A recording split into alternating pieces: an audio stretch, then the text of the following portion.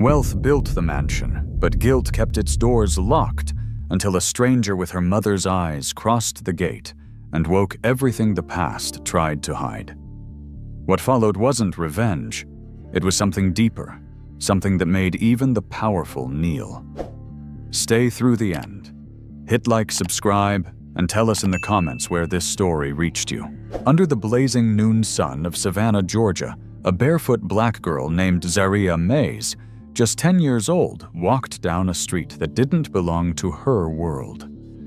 The air shimmered with heat, and her small shadow wavered across the wide pavement of the rich neighborhood. She carried a hand-woven basket full of homemade candy wrapped in faded plastic. The sweets were all she and her mother had left to trade for survival. Her mother was too sick to work, her grandmother bedridden, and Zaria, though young, bore the weight of both their lives on her narrow shoulders. She wiped sweat from her brow and whispered the same words her mother had told her that morning. "Be polite, baby. Keep your head up no matter how they look at you." The houses here were not houses. They were palaces. Every lawn was manicured, every door glistened like something sacred. Zaria's brown skin caught the light as she squinted through the heat, determined to knock one more door before giving up. That was when she saw it. The mansion at the end of the lane, wrapped in white stone and silence guarded by a tall iron gate with gold-tipped bars. A fountain at the front sprayed clear arcs of water, its sound both beautiful and foreign to her ears. For a moment, she just stood there, clutching the handle of her basket, wondering if she even had the right to approach. But then she remembered her mother's face that morning, pale, tired, and whispering, "Sell what you can, my heart. Don't come home empty-handed." Zaria gathered her courage, stepped forward, and pressed the gate's button. The metallic buzz startled her. She waited eyes wide until a deep voice came through the speaker. She hesitated, then spoke softly, her accent gentle and southern. "Good afternoon, sir. Would you like to buy some candy? I'm raising money for my mama. She's sick." There was a pause, long enough for her to think he'd hung up. Then a click sounded and the gate slowly swung open. Her heart jumped. She looked around, unsure if this was a trick. When no one told her to stop, she walked through. The path leading to the house felt endless. The gravel crunched under her bare feet, and she tried not to think about how out of place she looked among marble and glass. As she reached the porch, the door opened. Standing there was a tall black man in a charcoal gray suit. His shoes were polished so perfectly she could see her reflection in them. His name was Mr. Royce Denham, though she didn't know it yet. His presence filled the doorway, his face unreadable, his tone smooth and distant. "Candy, huh?" he said, adjusting his cufflinks without really looking at her. "Yes, sir. $2 each." She held out the basket with both hands. For a second, his gaze softened. Maybe it was her voice, maybe her eyes, but something in her expression reminded him of something or someone he couldn't place. He reached into his pocket and handed her a $20 bill. "Keep the change," he said shortly. Zaria's smile lit up her dusty face. "Thank you, sir," she said, voice bright with gratitude. Royce gave a slight nod and stepped back into the house. The heavy door began to close, but didn't latch completely. A soft breeze caught it, leaving it open just a crack. Zaria hesitated on the steps. Her curiosity whispered louder than her fear. The mansion's air seemed to hum with stories, and the cool wind drifting through that open door was an invitation her young heart couldn't ignore. She pushed it gently, just enough to slip inside. The moment she crossed the threshold, she forgot to breathe.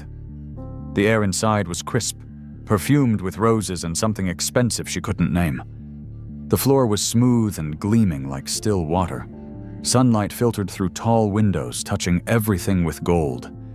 Every wall, every corner held something grand, paintings, vases, and polished wood that seemed too beautiful to touch. Zaria took one cautious step forward, then another, her heartbeat echoing in her ears. She whispered to herself, "Just one look. Then I'll go." But her eyes landed on something that stopped her cold. Hanging on the wall across from the staircase was a large photograph framed in gold. It was old, slightly faded, but clear enough to recognize the faces. A woman with soft brown skin, smiling, wearing a blue dress and a heart-shaped pendant. Her arm was looped around a man in a gray suit, the same man who'd just given her money. The woman's smile glowed with life, her joy caught forever in that photo. Zaria felt her throat tighten. Her hands went numb.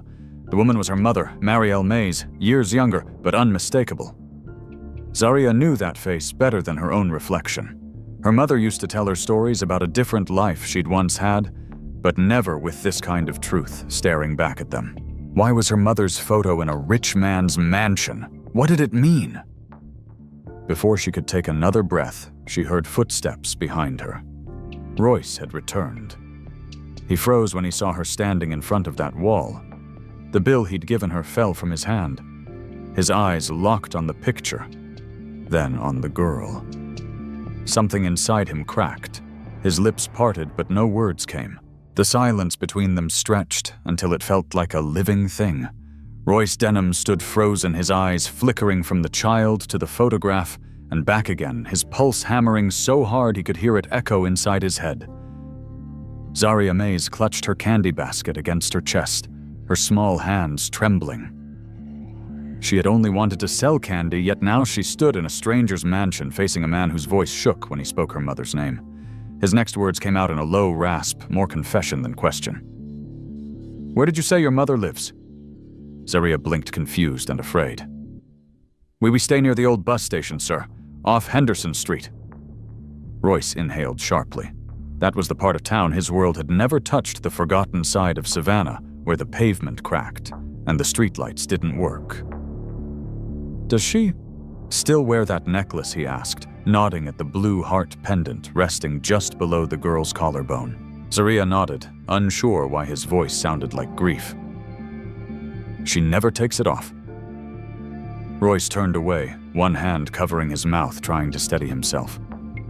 His chest felt tight, the way it had on the day his mother told him Marielle had died. He remembered every word. "It's over, Royce. The accident was quick. She's gone." There had been a funeral. Closed casket, his mother standing by him calm, almost cold.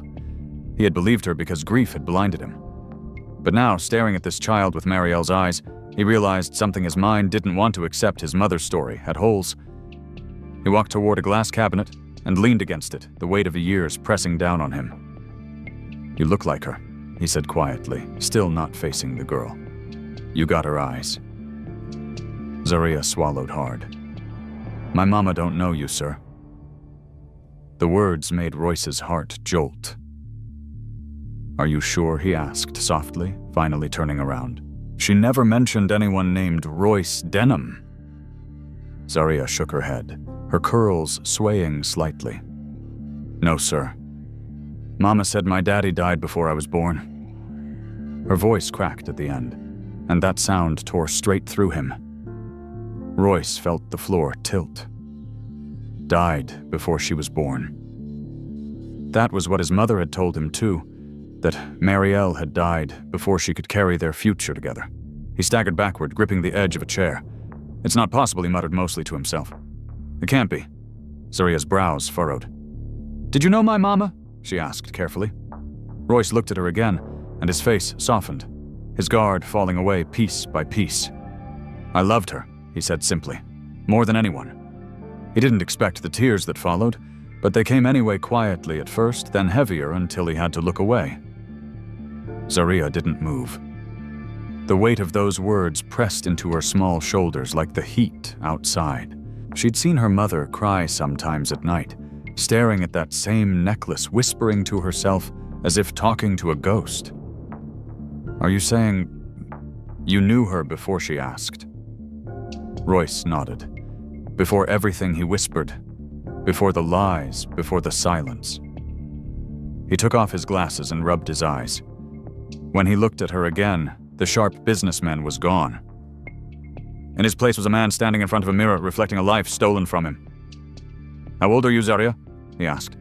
"10, sir," she said quietly. His mind spun through numbers. Marielle's so-called death had been 11 years ago. He did the math and froze. 10 years. 1 year after the accident. The timeline fit too neatly to be coincidence. "Zaria," he said, his tone suddenly serious. Do you know your father's name?" She shook her head again, looking down at the candy tray. "Mama never told me. She said it hurt too much." Royce's heart clenched. He stepped forward, kneeling so his eyes met hers. "Has your mama ever talked about someone named Royce?" Zaria's lips parted slightly, and she hesitated. Once she whispered, "When she thought I was asleep. She said your name. She said she wished she could tell you the truth, but it was too dangerous." Royce froze. Dangerous. That word echoed in his mind, each letter like a nail in the coffin of everything he thought he knew. His mother had always been controlling, obsessed with his reputation, the family name, the company, the clean image of their lineage. But dangerous. What had she done? What had she kept from him? He stood slowly, his voice trembling. "Zaria, has your mama ever talked about why she left?" "No, sir," she said. "Only that it was for me." The words landed like a revelation. Royce turned to the window, his reflection framed by the glare of afternoon sunlight. The child behind him was living proof that Marielle hadn't vanished in an accident she'd run or been forced to. His mother's cold expression at that funeral replayed in his mind. The way she'd insisted he not view the body, the way she'd handled every arrangement keeping him isolated. Every memory that once felt like grief now smelled like deception. "You shouldn't be here," he finally said, though his tone was heavy with sadness, not anger. "You didn't do anything wrong, but this house holds too many ghosts." Zaria nodded, but before she could turn to leave, he said quietly, "Wait." She stopped, eyes wide. Royce reached into his wallet and pulled out another bill, larger this time. But it wasn't charity. It was something else, something like an apology. "Take this to your mother," he said. "Tell her Royce wants to talk." Zaria's brows knitted together. "Will you hurt her?" The question cut deep. "Never," he said firmly. "I just need answers." She stared at him for a long moment, then took the bill with trembling hands. "Okay." She backed toward the door, still unsure whether to fear him or trust him. Royce followed her out to the porch. The light outside felt harsher now, like judgment. On the table before him lay the same photograph that had shattered his composure. Hours earlier, the image of Marielle Mays smiling beside him, her blue pendant glinting like a promise never kept.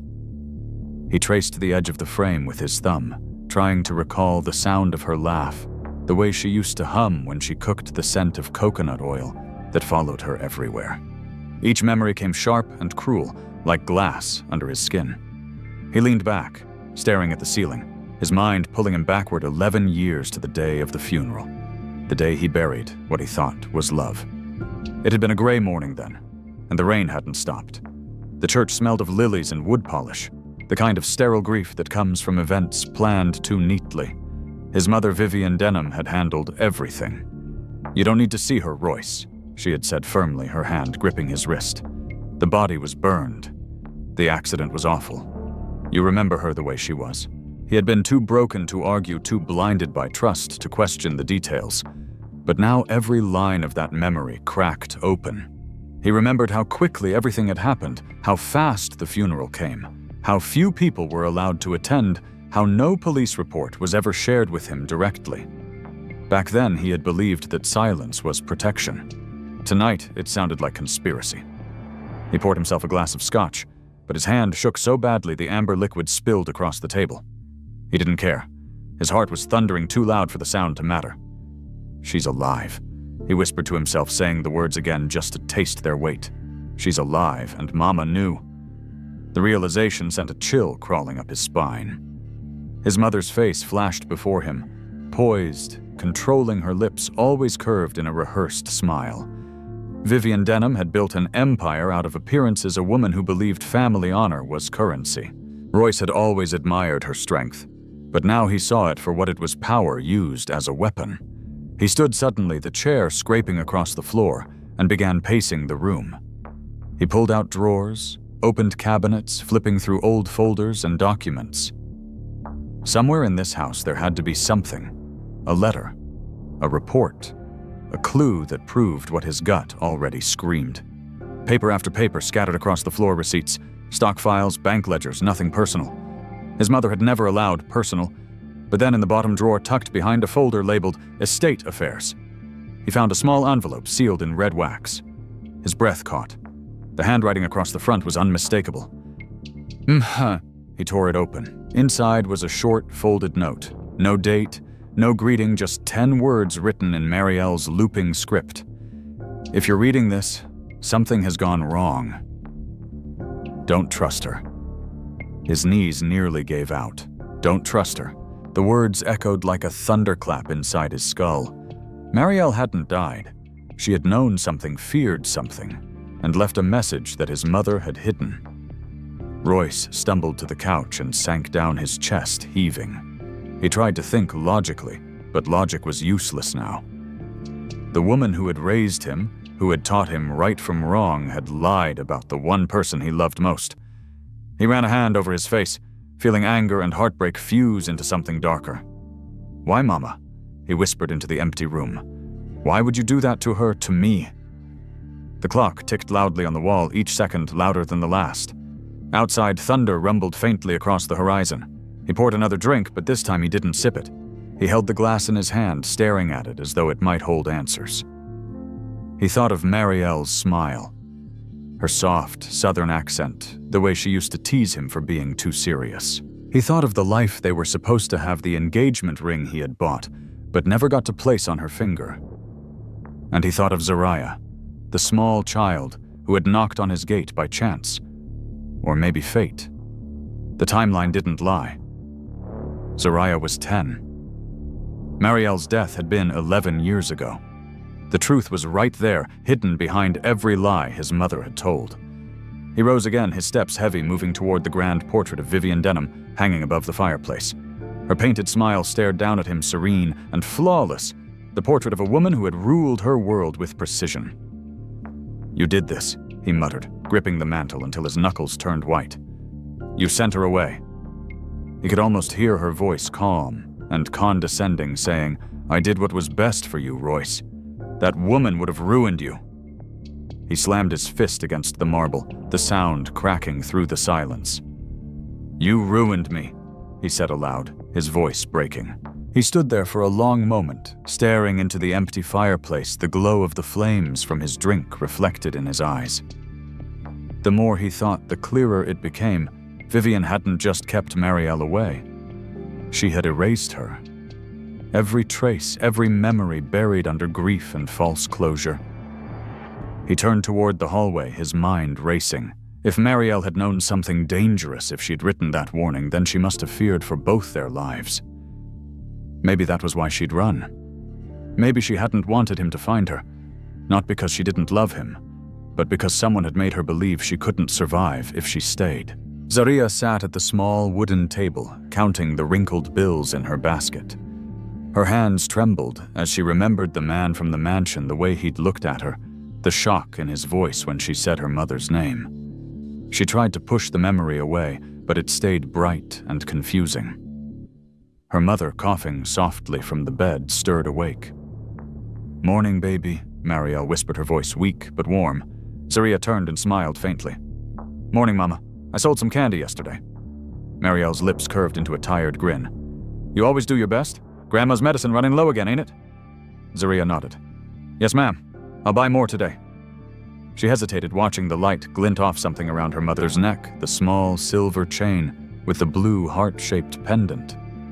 It caught her attention like never before. She had seen it every day of her life, but never really looked at it. Yesterday, that same necklace had been in the photograph inside Royce Denham's mansion. She could still see it shining against the woman's blue dress. The same shape, same color, same delicate chain. Her stomach tightened. She wanted to ask, but fear held her tongue for a moment. Marielle noticed her staring. "What is it, baby?" she asked gently. Zariah swallowed hard. "Mama, where'd you get that necklace?" Marielle blinked, caught off guard by the question. Her fingers moved instinctively to touch it. This, she said, her tone casual, but her eyes wary. "It's just old. Why are you asking?" Zariah hesitated. She didn't know how to say it without sounding strange. "I saw it yesterday," she murmured. "In a picture, at a man's house." Marielle froze. The blood drained from her face and her hand stilled on the pendant. "A man's house," she repeated slowly. What man? Zariah looked down. His name's Mr. Royce. He bought some candy from me. I went inside by mistake. And I saw a picture of you. The room went still. The ticking of the clock seemed too loud. Marielle pushed herself up from the bed, her breath shallow. What picture? She demanded, though her voice shook. It was you, Mama. You was smilin'. You looked young and he was right next to you. I asked him why your photo was there. Her voice dropped. He looked like he seen a ghost. Marielle's trembling hand went to her mouth. She sat down heavily on the edge of the bed, eyes wide and distant. You shouldn't have gone in there, she whispered. You shouldn't have ever gone near that place. Zariah frowned, confused. Why not? He wasn't mean. He looked scared, like he knew you. Marielle shook her head slowly, her eyes glassy with old fear. That man, she said, voice quivering. He's from a life I left behind. A life that almost killed me. Zariah's chest tightened. You mean he was bad to you? No. Marielle whispered, her gaze distant. Not him. The people around him. The world he come from. She coughed, holding her chest as tears welled up in her eyes. I thought I'd never hear that name again. Zariah reached forward, placing a small hand on her mother's knee. Mama, who is he? Marielle stared at her daughter for a long time before answering. He's someone I used to love, she said quietly. But love ain't always safe, Zariah. Sometimes it's a door you can't open again. Zariah's throat ached. He said he knew you. He said your name. He even remembered that necklace. The last word made Marielle's head snap up. He saw the necklace. She asked sharply. Yes, ma'am, Zariah said softly. He said you never told him something important. Marielle's face crumpled, and she covered her eyes with her hand. For a long moment she said nothing. Then, barely audible, she whispered, he wasn't supposed to know. Zariah stared at her mother, her young mind trying to piece it together.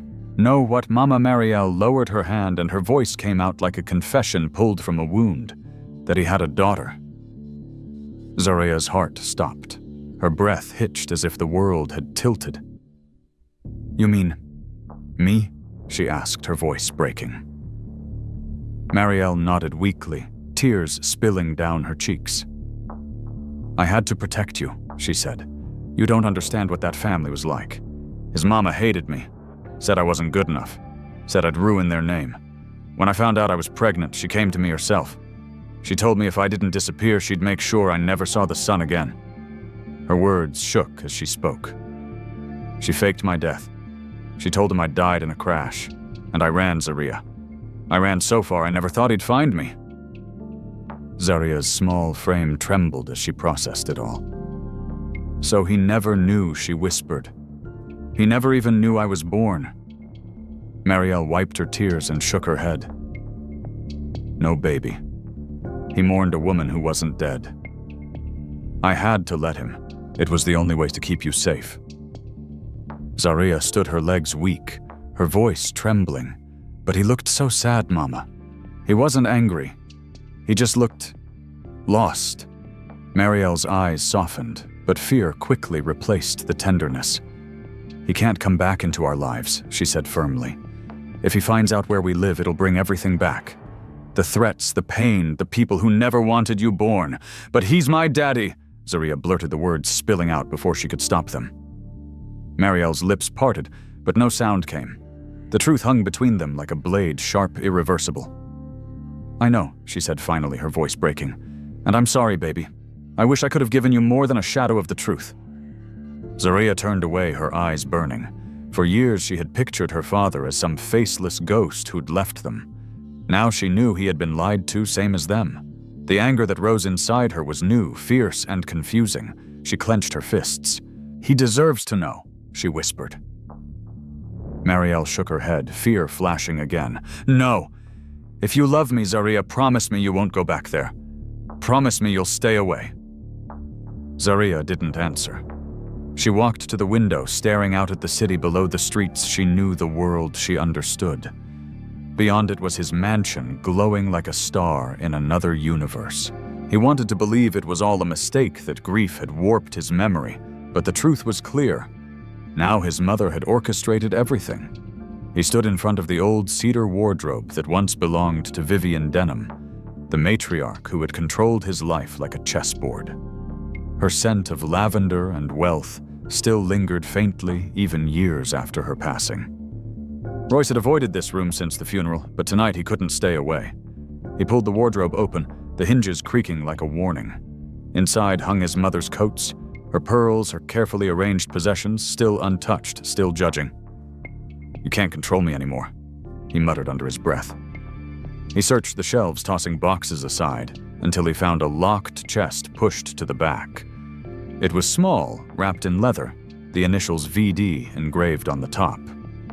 He grabbed a screwdriver from the drawer and pried the latch open. The metal gave way with a snap that echoed like thunder.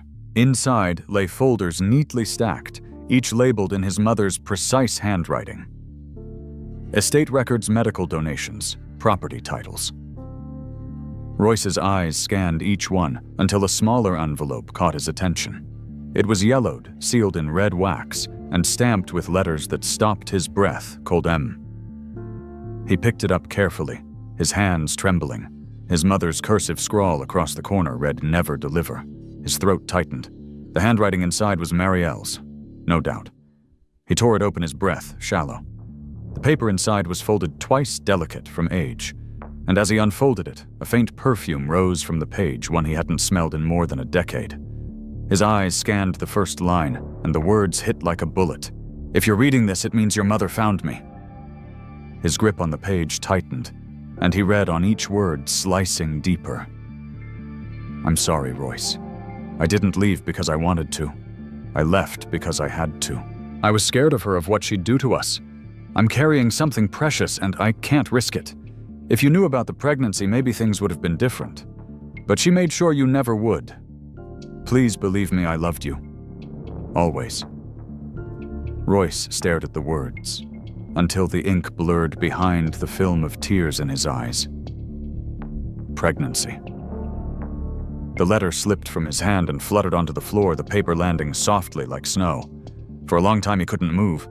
The room felt smaller, the air thicker.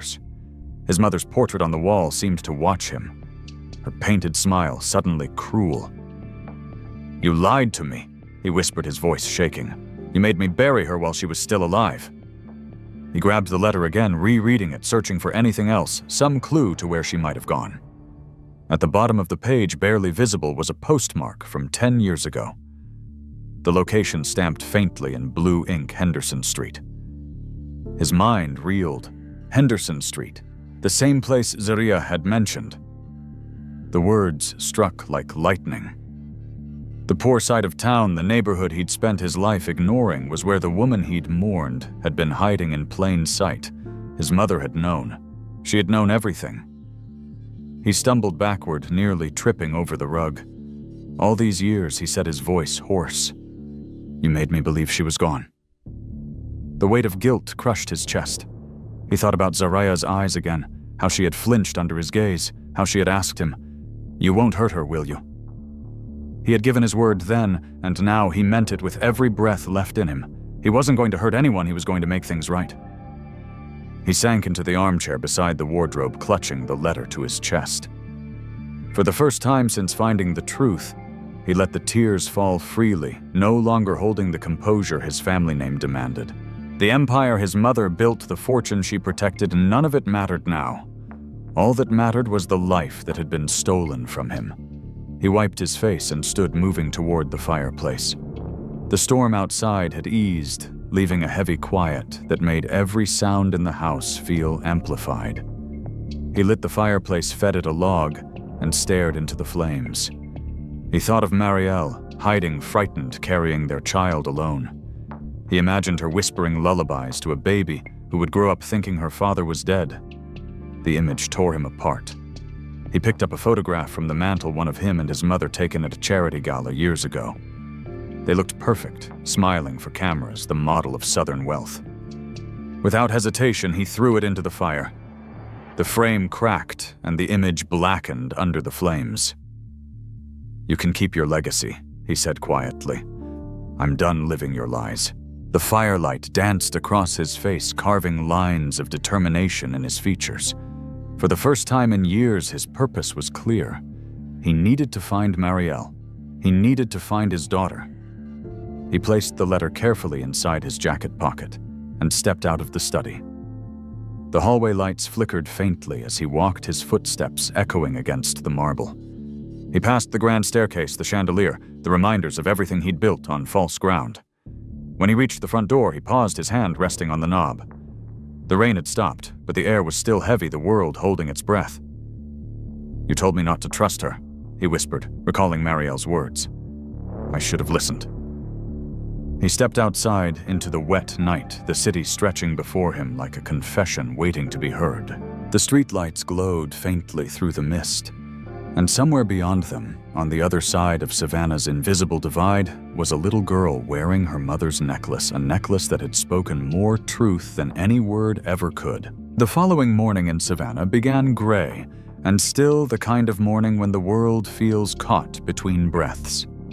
Zaria Mays walked down the cracked sidewalk, barefoot, her candy tray hanging from one arm, her mind a storm of thoughts louder than the cicadas buzzing in the air. Her mother had barely slept. Her cough had worsened, and the truth she had confessed still echoed inside Zaria's head like a bell that wouldn't stop ringing. "He's your father. I had to protect you." Those words replayed with every step she took toward the wealthier side of town, the part of Savannah where her mother had sworn she'd never belong. Her mother's words said, "Stay away," but her heart said, "Go back." She needed to see him again, the man whose eyes had mirrored her own. The mansion rose out of the mist like something unreal, its white columns and tall windows gleaming even under the dull sky. The gate stood open, slightly creaking in the wind. She hesitated, looking over her shoulder, as if expecting her mother's voice to call her back. But there was nothing, just the hum of the city waking up and her own pounding heartbeat. She took a deep breath and pushed the gate open. Her small feet moved along the gravel path, the sound crisp against the silence. The front door stood tall and polished, its brass handle cold to the touch. She knocked twice, her knuckles echoing faintly. For a moment there was no response, and her courage faltered. Maybe this was wrong. Maybe he wouldn't remember her. But then the door opened. Royce Denham stood there, his face pale but alert, his eyes widening when he saw her. "Zaria," he said softly, almost in disbelief. "You came back." She clutched her candy tray tightly, unsure how to begin. "I had to," she said. "There's things I need to know." Royce stepped aside and gestured for her to come in. "Then you should know them here, not out in the cold." The warmth of the house enveloped her as she stepped inside. The air scented with cedar and faint smoke from the fire. It felt different this time, less like a place of power, more like something waiting to be broken open. Royce led her to the sitting room where the photograph still hung, the one that had started everything. The woman in the picture smiled down from the wall, wearing the same heart-shaped pendant Zaria's mother wore every day. Zaria stared at it in silence, her throat tightening. "That's her," she whispered. Royce nodded slowly. "That's Marielle." He turned to face her, his voice low and careful. "She was the best thing that ever happened to me, and then one day she was gone." Zaria swallowed hard. "She said she had to run. Said somebody was going to hurt her." Royce's face darkened. "My mother," he said quietly. "Vivian Denham. She controlled everything, including me. I thought I buried the woman I loved. Turns out I buried the truth." He walked to the desk, opened a drawer, and took out the letter he had found the night before. The paper was creased from being read too many times, and the edges had begun to curl. "This," he said, handing it to her carefully, "was written by your mother." Zaria took it in both hands, her small fingers trembling. She didn't read all the words, some were too heavy to understand, but she saw her mother's name at the bottom written in the same handwriting that signed her school permission slips and grocery notes. "She wrote this?" She asked, her voice small. "A long time ago," Royce said. "Before you were born." He knelt so he could look her in the eye. "Zaria, she was pregnant when she left. She was carrying you."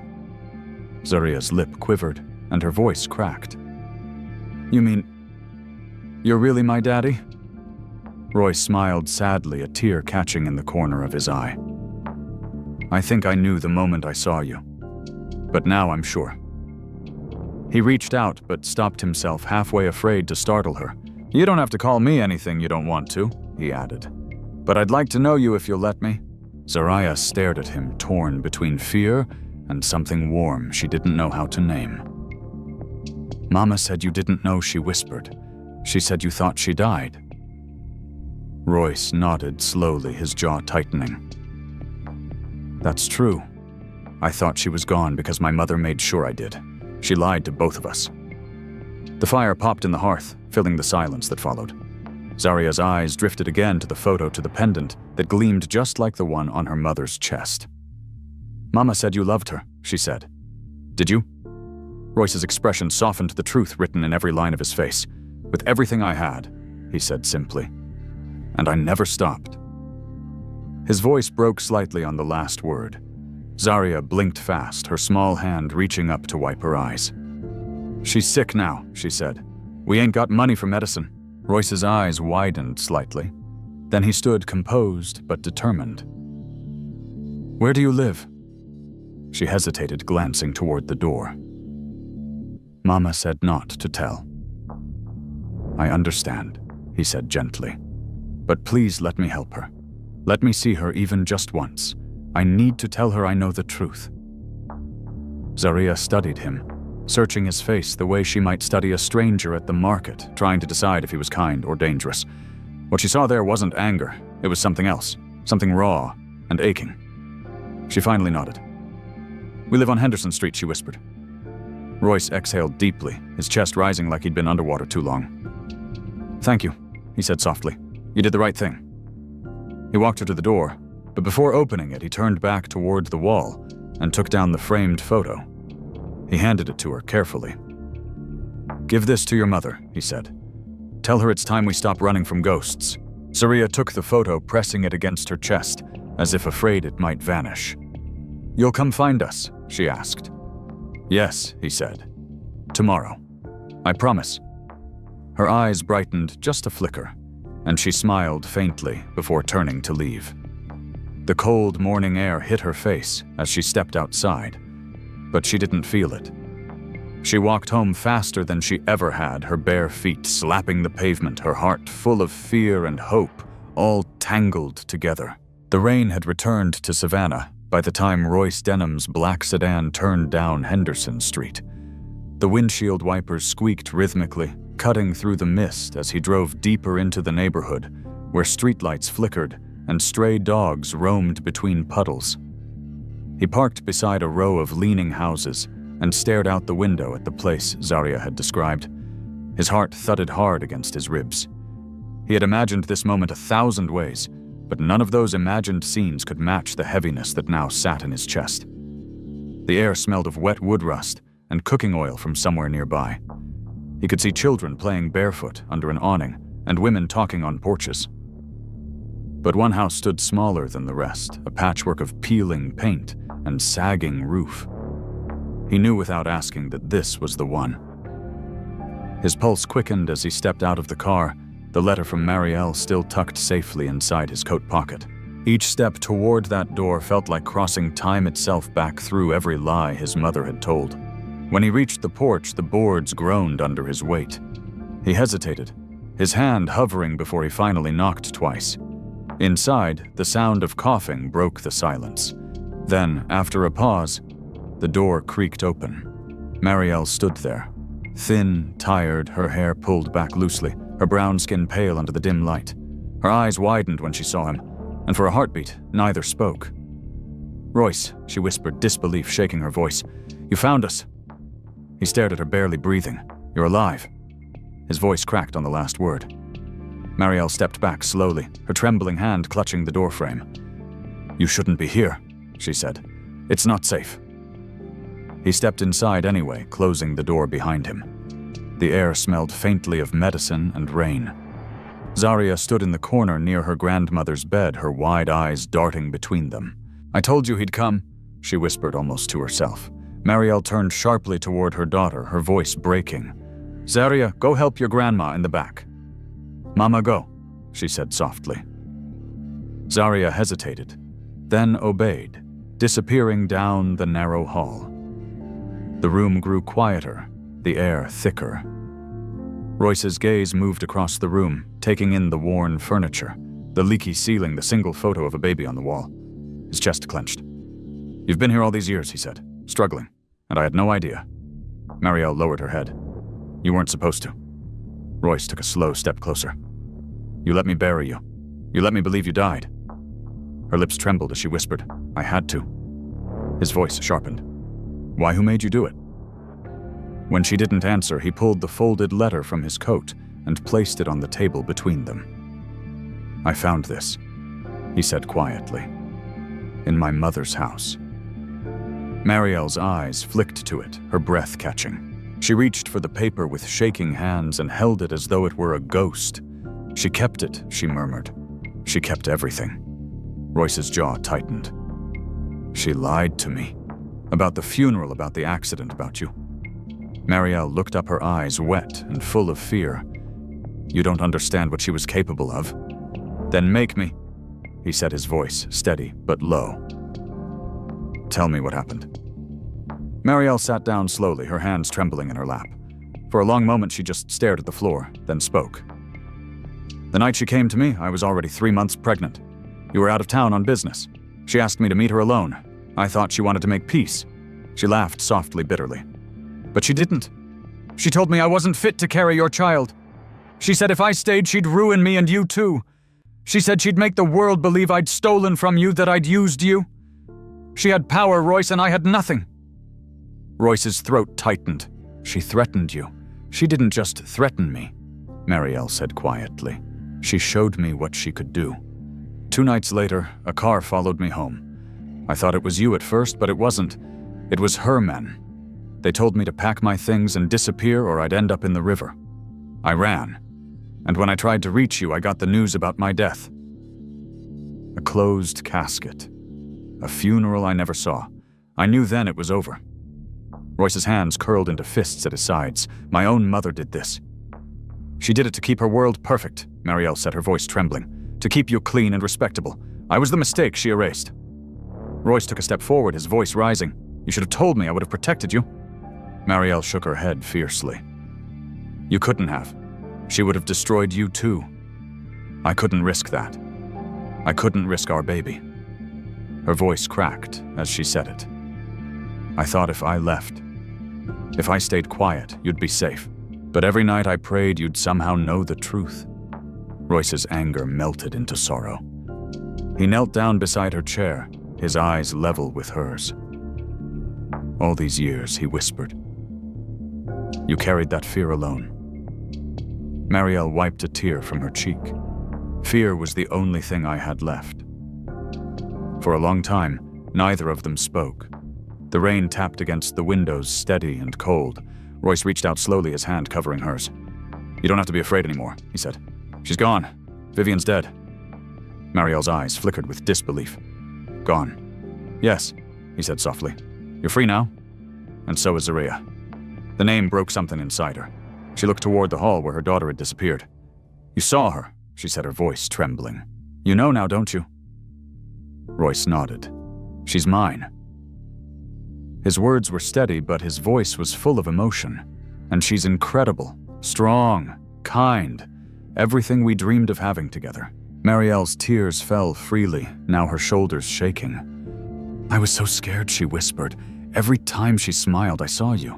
I thought the world would see it too, and come for us." Royce shook his head. "The world doesn't get to take her away from us anymore."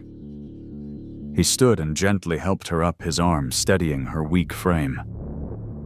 "You deserve to live without hiding, Marielle. You and Zaria both." She looked at him, uncertainty warring with hope. "You really think we can just walk back into your world after everything?" Royce smiled sadly. The words Marielle had spoken still rang through him, the threats, the lies, the faked death. Every piece of it stitched together into the cruel tapestry his mother had woven around them. He looked up at the sagging porch and thought about all the years that had been stolen. But today was no longer about grief. It was about truth. Inside, Marielle moved quietly through the house, folding clothes and straightening the small kitchen table. She hadn't felt this nervous since the night she fled. The man she'd once loved was here again, and for the first time in years, she didn't have to lie. Zaria watched them both, her big eyes full of questions she didn't yet know how to ask. Royce stepped through the door, his voice low but firm. "I need something, Marielle," he said. "Not for me, but for her." He nodded toward the girl. "We've all been lied to long enough. It's time we have proof." Marielle's hands froze on the tablecloth. "What kind of proof?" she asked, softly, already knowing. "A DNA test," Royce replied. "I can arrange it today. It's not about doubt. It's about ending the lies once and for all." Marielle's shoulders slumped as though the weight of a decade pressed down at once. "You don't have to prove it," she said weakly. "You already know." Royce stepped closer, his voice gentle. "I do, but this isn't for me, it's for you, and for Zaria. The truth deserves to be written down where no one can twist it again." Marielle looked at her daughter, who was standing by the window, tracing a circle in the condensation on the glass. She nodded slowly. "All right," she whispered. "We'll do it." The drive to the clinic was quiet, the car filled with the hum of tires on wet asphalt and the unspoken tension of two lives trying to merge after too long apart. Zaria sat in the back seat, clutching the framed photo of her mother and Royce that she'd carried from the mansion. She looked at their younger faces in the picture, and then at them now, older, marked by pain, but somehow softer. "You used to look happy," she said softly. Royce glanced at her in the rearview mirror, his voice low. "We were. We will be again." Marielle turned her face toward the window, blinking hard as the city blurred by. The clinic was small, tucked between a grocery store and an old church, but inside it smelled of fresh paint and disinfectant. A nurse took their names and handed them forms. Zaria swung her legs nervously while they waited. Royce placed a hand on her shoulder. "You okay, sweetheart?" he asked. She nodded, her voice barely above a whisper. "If it's true, that means I finally got a daddy." His throat tightened, but he smiled. "You already do." When their names were called, they followed the nurse into a small examination room. The process was simple, just a swab from each of them. But to Royce, it felt like the most important thing he'd ever done. When the nurse finished, she promised the results within a week. As they walked back out into the sunlight, Marielle exhaled deeply, as if something heavy had just lifted from her chest. "I don't know what happens after this," she said quietly. "Then let's figure it out together," Royce replied. "No more secrets." Over the next days, Royce became a constant presence in their lives. Every morning he brought breakfast groceries, medicine for Marielle, and books for Zaria.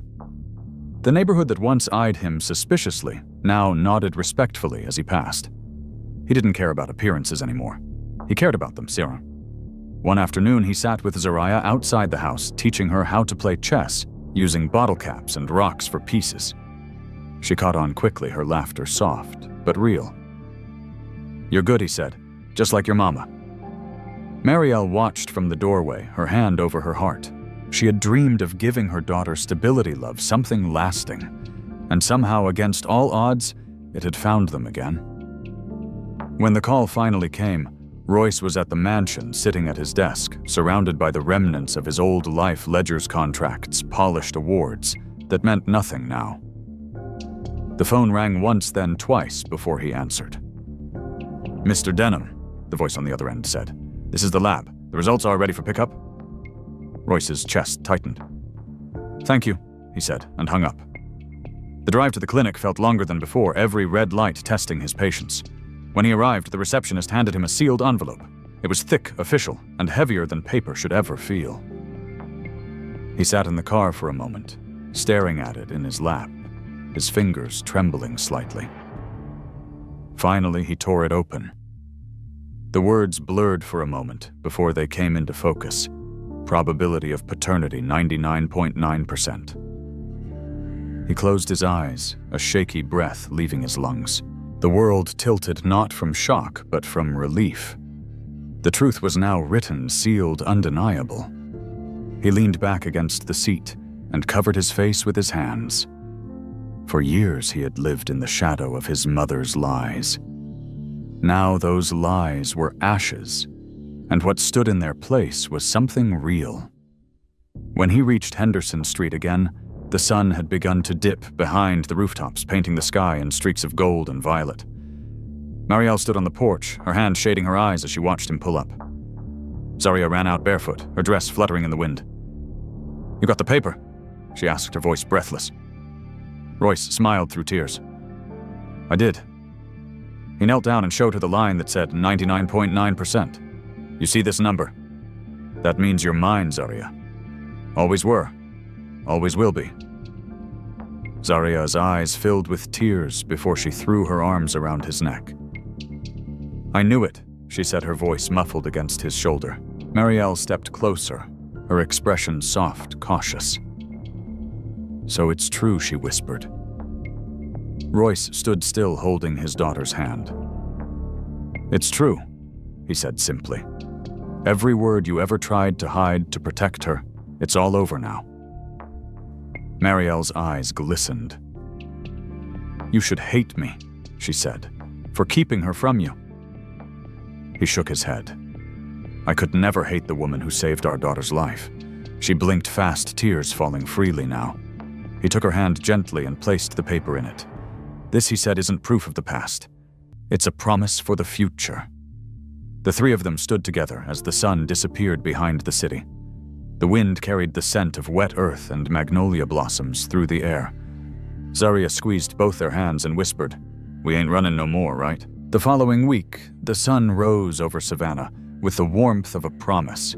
Royce Denham stood in the grand foyer of his mansion, staring at the space that had once been nothing but a shrine to silence and guilt. The polished marble floors gleamed under the morning light, but for the first time in years, he didn't see them as cold or lifeless. He saw potential, a home waiting to be reborn. He adjusted the flowers on the entry table, then walked toward the front door as the sound of tires crunching on gravel reached his ears. The black car rolled to a stop by the gate, and when the door opened, Zaria stepped out first, her small hands clutching the candy tray she refused to leave behind. Marielle followed more slowly, her steps hesitant, her face a mixture of awe and unease. The mansion's white columns towered above them, casting long shadows across the drive. "I never thought I'd see this place again," Marielle whispered, her voice trembling.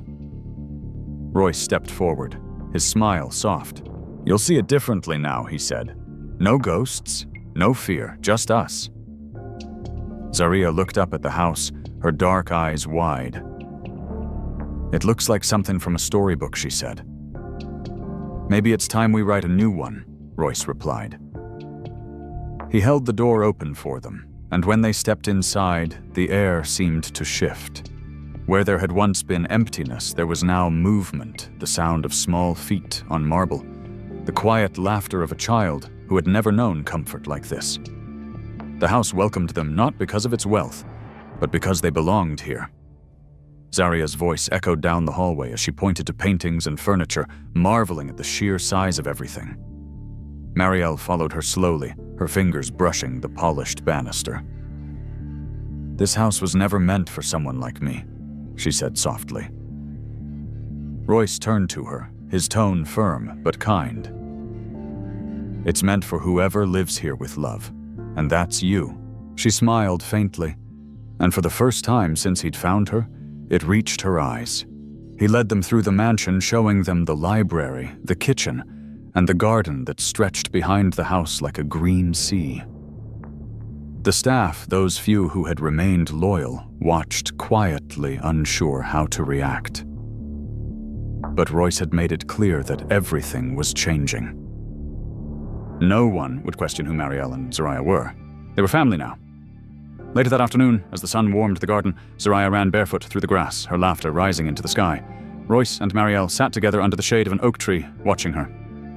"She looks free," Marielle said, her voice filled with wonder. "She is," Royce replied. "And so are you." Marielle turned to him, emotion softening her face. "I thought this house would always be cursed for me," she admitted. "Every corner used to remind me of what I lost."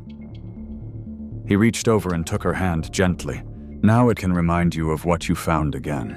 They sat in silence for a moment, the breeze rustling the leaves above them, the world around them finally still. When evening came, the mansion glowed with life. The dining room table was set with simple food, nothing extravagant, just roasted chicken vegetables and biscuits Zaria helped bake. The girl giggled proudly when Royce tasted one and pretended to swoon. "You might have just stolen the title of best cook in Savannah," he teased, and she laughed harder. Marielle watched them with quiet joy, the sound of their laughter melting years of fear inside her. After dinner, while Zaria explored the library, Royce guided Marielle through the upstairs hallway. He paused outside a closed door, the study that once belonged to his mother. "I haven't been in here since she died," he said softly. "Maybe it's time." Marielle hesitated. "Are you sure if I'm going to move forward I have to face everything she left behind?" he said. He turned the handle, and the door creaked open. The air smelled faintly of old perfume and dust. The room was just as he remembered, dark wood velvet curtains, and the portrait of Vivian Denham still hanging behind the desk. He walked inside his steps, careful, and reached for the small key that hung from a hook near the fireplace. He had always known it opened something, though he had never dared to use it before. Now he did. He unlocked the drawer in the heavy oak desk and pulled it open. Inside were letters, photographs, and a small leather-bound diary. The initials VD were pressed into the cover in gold. Marielle stepped closer. "What's that?" Royce opened it carefully, the pages yellow and brittle. The handwriting was his mother's, sharp, elegant, familiar. He read aloud quietly. October 3rd. "I lied to my son today. I told him the woman he loves is dead. I thought I was saving him, but as I write this, I can't stop shaking. I heard her voice when she begged me to stop, and it's haunting me." Marielle pressed a hand to her mouth. Royce turned the page. "I told myself it was for the family, for the name, for the empire.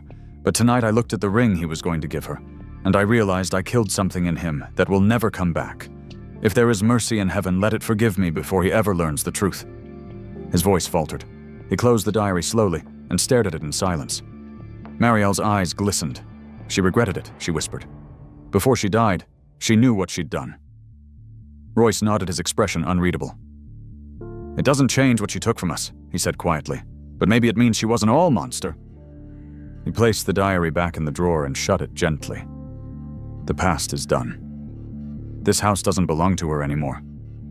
Marielle stepped closer, her hand brushing his arm. "It belongs to Zaria now," she said. "To the truth." He looked at her and smiled faintly. "To the truth," he echoed.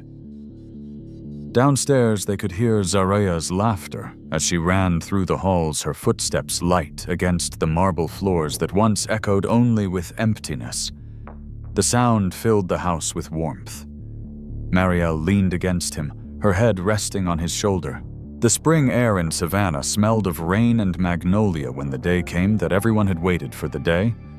The mansion opened its doors not for power or wealth, but for people. The banners fluttered in the breeze, reading the Marielle Hope Foundation, for families finding their way home. Royce stood at the podium in a dark suit, but his demeanor had changed. Gone was the sharp corporate edge, replaced by something softer, grounded. The courtyard was filled with townsfolk neighbors from Henderson Street local schools, church leaders, and children running through the garden. Zaria stood beside him, dressed in a pale blue dress, holding her mother's pendant close to her heart. Marielle sat in the front row, her smile faint but full of pride. The months since moving into the mansion had been kind but fragile. Her health had declined. Her cough deepened, yet she had refused to let the sickness define her last chapter. Royce adjusted the microphone, his deep voice carrying over the crowd. For too long, this house represented something it was never meant to fear, judgment, and silence, he said. But today it begins again. This foundation is named for the woman who taught me that love is not about possession or pride. It's about forgiveness strong enough to rebuild what hate tried to destroy. His eyes met Marielle's, and the crowd fell silent, feeling the sincerity in his words. We will use this place to help families who've been broken by lies and poverty just like ours once was, because truth heals when you let it breathe. Applause rippled through the air. Zarya looked up at him, her eyes shining. When he placed his hand gently on her shoulder, she took the microphone, small but steady. "My mama always said the truth don't make life easy. It just makes it real." She said, her southern drawl soft and earnest, and that's enough. The crowd cheered laughter, mixing with the clapping of hands. Royce smiled down at her, his chest swelling with pride. Somewhere inside, he felt his mother's ghost finally go still. That night, the celebration faded into quiet. The guests had left the lanterns burned low, and the house slept peacefully. Royce carried Marielle up the stairs to her room after she grew too tired to stand. She smiled faintly as he tucked the blanket around her. "You did it," she whispered, her voice barely audible. "You gave this house a soul?" He sat beside her, brushing a strand of hair from her face. "You did that, Marielle. You always did." She took his hand, her fingers trembling. "Promise me you'll keep going. For her." He nodded, unable to speak. She smiled again, her eyes glistening. "You were always meant to be a father. I just wish I'd given you that sooner. You gave me everything," he said softly. Her breathing slowed, her grip loosened, and her eyes fluttered shut. The room filled with silence, except for the distant sound of crickets outside the window. Royce sat there long after the last breath left her body, his head bowed, her hand still in his. When Zarya entered the room a few minutes later, she saw him sitting there, his face streaked with tears, and instinctively she climbed into his lap and wrapped her arms around him. They didn't speak because no words were needed. The next morning, the city woke to the news quietly spreading Marielle May's Denham had passed peacefully in her sleep. The foundation office overflowed with flowers and letters from people she'd helped in her final months. Her name, once buried by lies, was now spoken with love and gratitude across Savannah. The funeral was held in the garden she had once admired through the mansion windows. The same tree where she'd sat watching Zarya play now shaded the ceremony. Royce spoke briefly, his voice rough but steady. Marielle's life was not measured by what she endured, but by what she gave. She taught us that forgiveness is the only thing stronger than loss. And if she were here, she'd tell us not to mourn her, but to live the truth she died protecting. Zarya placed her mother's blue heart pendant inside the wooden box before it was lowered into the ground. She whispered, "You don't gotta run anymore, Mama." That night, after everyone had left, Royce sat alone in the study. The diary of his mother lay beside Marielle's letter, which the nurse had found on her nightstand. He unfolded it slowly. Her handwriting was weak, but graceful. "Royce, when you read this, I'll already be somewhere quiet. Don't chase ghosts anymore. I forgave Vivian long before you could. Hate doesn't heal. It just changes its shape. I want you to teach Zarya that strength isn't loud. It's steady. Tell her I'm proud she carries both of us inside her. Keep her close. Keep her free. And when you walk through this house, don't see what it took from us. See what it gave back."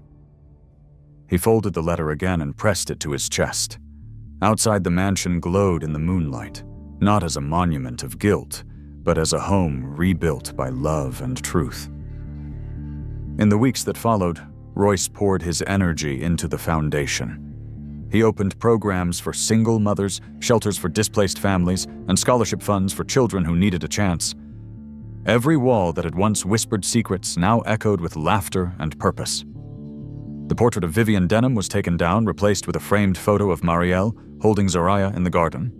Underneath it, a brass plaque read, "Forgiveness builds what fear destroys." Zarya grew fast that year. Her curls brushed her shoulders, her eyes brighter than ever. She spent her afternoons helping in the foundation office, greeting visitors. Her candy tray now repurposed for handing out brochures. One evening, she found her father standing by the garden window, looking out at the twilight. "You think Mama can see us?" she asked. Royce smiled faintly. "I think she never stopped." Zarya nodded and leaned against him, her small hand slipping into his. The crickets sang softly in the distance. "You know what she'd say," Royce asked. "What she'd tell us to keep walking forward, and not to look back too long." They stood in silence, watching the sun dip below the magnolia trees. The past no longer haunted the house. It had finally gone to sleep. The mansion that once symbolized everything broken now stood for redemption, a living reminder that truth, though painful, sets hearts free. As the first stars appeared, Zaria whispered to the night, "Good night, Mama." Royce squeezed her hand, at his eyes glistening but calm. "Good night, Marielle," he echoed. And for the first time since the day they lost each other, both hearts, one young, one old, beat not in grief but in peace. The end. If this story moved you, hit like and subscribe to hear more stories about truth, redemption, and second chances. Tell us what part of the plot struck you the most, and let us know in the comments where you're watching from. We love seeing how far these stories travel.